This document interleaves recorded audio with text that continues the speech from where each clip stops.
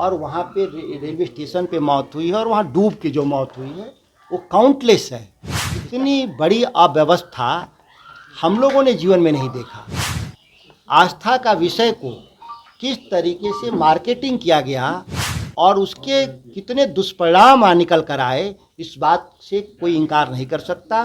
देखिए, जिस तरह की जो घटनाएं हुई हैं पूरे देश स्तर पे आप देखें, केवल कुंभ के भीतर ही नहीं, दिल्ली से लेकर के पटना तक, आप इस बीच में जितने भी आप मध्य प्रदेश तक सड़कों पे जितनी दुर्घटनाओं से जो मौत हुई है और वहाँ पे रेलवे स्टेशन पे मौत हुई है और वहाँ डूब के जो मौत हुई है वो काउंटलेस है, इसका कोई अंदाज़ा नहीं है।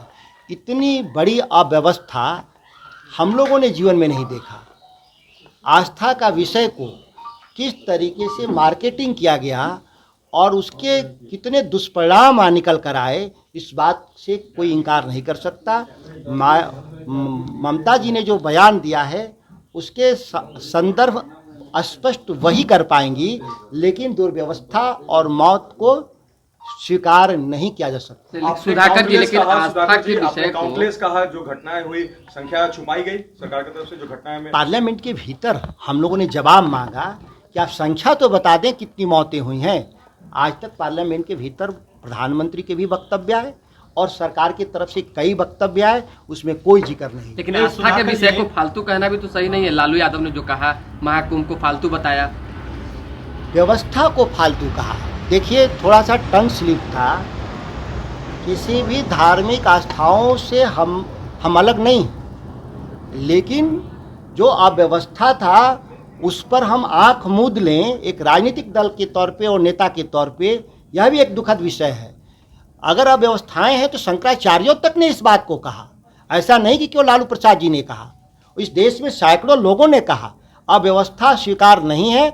आप देश के रिसोर्स का, आप पैसे का इस्तेमाल हुआ है मेला के प्रबंधन में, वो पैसे का हिसाब मांग देश की जनता चाहती है कि आप जो पैसे लिए, जिस तरह से ट्रेनों में लद कर जा रहे हैं, लद कर आ रहे हैं, सड़कों पर 12-12 घंटे तक, 24-24 घंटे तक जाम में फंसे हुए हैं, लोगों के लिए पानी और चाय की व्यवस्था नहीं है। अगर आप जाएंगे, इसमें से पता नहीं कितने लोग गए कि नहीं गए, अगर आप लोग जाते तो आप अपने से अनुभूति करते कि किस तरह से अव्यवस्था है। यात्रा के हम साथ हैं, हमने समय समय पर जहाँ ज़रूरत है हम लोग यात्राओं में शामिल होते हैं। और दूसरी बात यह है कि यह बदलाव की यात्रा है। हम एक वचन के आधार पे हम लोगों के बीच जाते हैं। आपने पिछली बार भी देखा था कि कमाई, दवाई, सुनवाई और कार्रवाई की सरकार हम बनाएंगे, और 17 महीने की सरकार में हम लोगों ने उस वचन पे कायम रहा। ठीक उसी तरह से हम जो बात सत्ता में आने पर करने वाले हैं, उस बात को हम लोगों तक पहुंचा के हम वचन देना चाहते हैं कि हम लोग मुकरने वाले लोग नहीं हैं। तेजस्वी जी ने कहा है कि लालू जी को भारत रत्न मिलना चाहिए। आप लालू प्रसाद जी भारत रत्न है ही, भारत के लोगों का वो रत्न है ही। कौन देगा, कब देगा, हम नहीं जानते, लेकिन लालू प्रसाद जी की योगदान को अमिट है और कभी नहीं भुलाया जा सकता, न नकारा जा सकता है। तेजस्वी जी ने ठीक कहा कि जिन लोगों ने गाली दिया कर्पूरी ठाकुर जी को, वोट की राजनीति में उनके लिए भारत रत्न दिया। लालू प्रसाद जी को भी कल जो गाली देने वाले लोग हैं आज, कल भारत रत्न देंगे। क्या मानते हैं आरजेडी में सब चीज ऑल इज वेल है? 100%। राष्ट्रीय जनता दल एक बहुत अनुशासित संगठन है और एकजुट रहने वाला संगठन है, और हमारे जितने भी विषय होते हैं वो पार्टी फोरम पर ही तय कर लिए जाते हैं। उसके लिए किसी को बाहर जाने की आवश्यकता नहीं लालू है। यादव पिता की नाराजगी क्यों नजर आ रही है? आपके पिता जो हैं वो नहीं आ रहे हैं प्रदेश अध्यक्ष के तौर पर। आप एक बात को ठीक से समझें, कहीं कोई नाराजगी का विषय अगर होता तो बयान आए होते उनके द्वारा।